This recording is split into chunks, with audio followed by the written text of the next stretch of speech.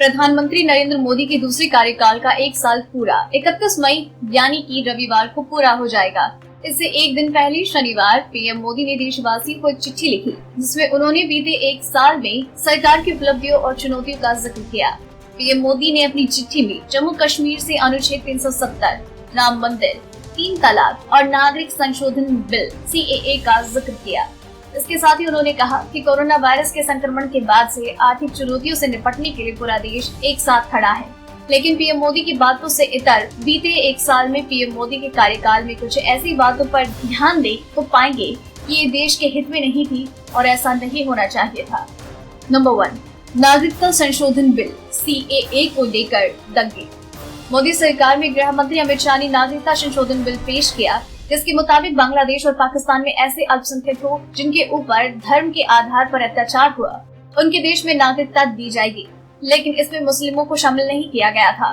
इसके बाद अमित शाह ने ऐलान किया कि NRC लाकर देश से अवैध नागरिकों को बाहर किया जाएगा। यहाँ सरकार की ओर से संवाद में छूट हुई और मुसलमानों के बीच संदेश गया कि उनको देश से बाहर निकाल दिया जाएगा। नागरिकता संशोधन बिल के खिलाफ पहले ही गुस्सा था, क्योंकि इसको कई संगठन और लोग धर्मनिरपेक्षता और संविधान की मूल भावना के खिलाफ बता रहे थे। लेकिन NRC वाली बात सुनकर दिल्ली सहित देश के कई शहरों में प्रदर्शन, आगजनी और हिंसा हुई। बाद में पीएम मोदी को दिल्ली में हुई रैली में सफाई देनी पड़ी कि किसी भी नागरिक की नागरिकता खतरे में नहीं है, लेकिन तब तक बड़े पैमाने पर नुकसान हो चुका था। नंबर 2, महाराष्ट्र में रातों रात सरकार बनाना और फिर इस्तीफा। महाराष्ट्र विधानसभा में बीजेपी और शिवसेना ने मिलकर चुनाव लड़ा और दोनों के गठबंधन ने मिलकर बहुमत भी पा लिया। लेकिन बाद में मुख्यमंत्री पद के लिए झगड़ा शुरू हो गया। शिवसेना ने कांग्रेस और एनसीपी से हाथ मिलाकर शपथ ग्रहण की तैयारी शुरू कर दी।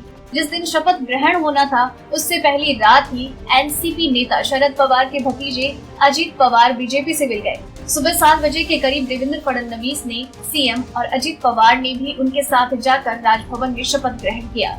अजित पवार ने दावा किया उनके साथ कई विधायक आ गए हैं।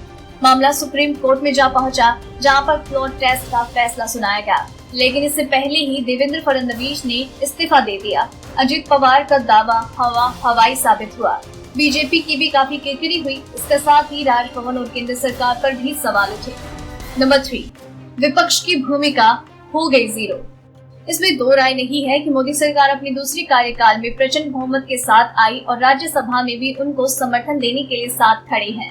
लोकतांत्रिक प्रक्रिया में विपक्ष की भूमिका भी होती है और सरकार से उम्मीदें होती है कि उससे भी सलाह मशवरा किया जाए। लेकिन मोदी सरकार की कार्यशैली में विपक्ष को कोई खास तवज्जो नहीं दी जाती। ये आरोप अक्सर कांग्रेस सहित विपक्ष के कई नेता लगाते रहे हैं। हाल ही में लॉकडाउन को लेकर भी ऐसे ही आरोप लगे। नंबर 4, बेरोजगारी स्तर चरम पर। केंद्र में मोदी सरकार के 6 साल पूरे होने को आए। इस दौरान देश में बेरोजगारी की दर बेतहाशा बढ़ी है। हालांकि सरकारी दावा है कि कई कदम इसको लेकर उठाए गए और असंगठित क्षेत्र का डाटा नहीं होने से इसका कोई ठोस आंकड़ा नहीं कि कितने लोगों को रोजगार मिला।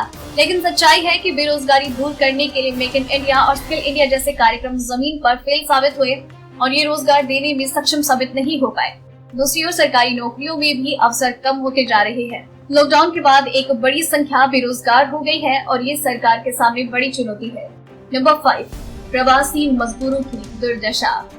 कोरोना वायरस के चलते संक्रमण को रोकने के लिए बीते 25 मार्च से लॉकडाउन जारी है। इसकी वजह से उद्योग धंधे बंद पड़े हैं। ऐसा लग रहा है कि लॉकडाउन से प्रवासी मजदूरों को होने वाली समस्याओं का आकलन सरकार ठीक से नहीं कर पाई और न ही उनके लिए कोई ठोस उपाय कर पाई। नतीजा ये हुआ कि जब मजदूर 1000 किलोमीटर से ज्यादा की दूरी पैदल ही तय करके अपने घरों को जाने लगे तो स्थिति दुखदायी हो गई।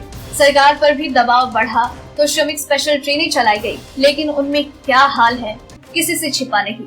लेकिन इतना जरूर है कि लॉकडाउन से पहले अगर कोई ठोस नीति अपनाई गई होती तो प्रवासी मजदूरों को इतनी दिक्कत ना उठानी पड़ती।